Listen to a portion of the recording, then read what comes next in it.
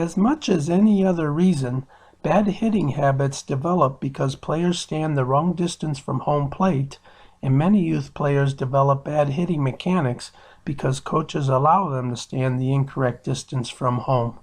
Standing the right distance is essential for developing the best hitting fundamentals and a better, if not perfect, swing. The correct distance gives batters the ability to reach and drive balls in all pitch locations. Standing even an inch or two off leads to swing fundamental changes by putting the hands and sweet spot in the wrong location at contact. As seen here, standing too close leads to a step out, shoulder pull away, or simply getting jammed on the pitch. Standing too far from home forces hitters to reach or dive into the plate, leading to early wrist rolls and locked up hips, neither conducive for the correct swing actions. Coaches who see these hitting mistakes should first check players' positioning at home plate.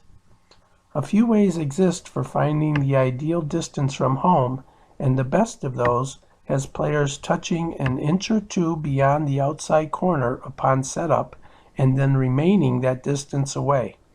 This positioning is essential for the correct swing move of the back elbow descending in the correct manner, which leads to the correct palm up, palm down hand position at contact. Standing the wrong distance from home plate prevents this absolutely necessary back elbow action, leading to the fundamental breakdown in the swing. Coaches can have players work on this back elbow move with a glove under the rear armpit. With the correct swing, when players do not reach for balls, the glove flies out after contact and not before. Reaching for balls will cause the glove to fall out almost immediately and incorrectly.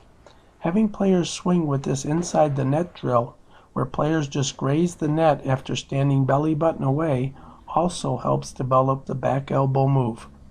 Another way to practice the correct distance is with this inside-outside 2T setup. Players hit the pitch called by the coach after the stride foot lands.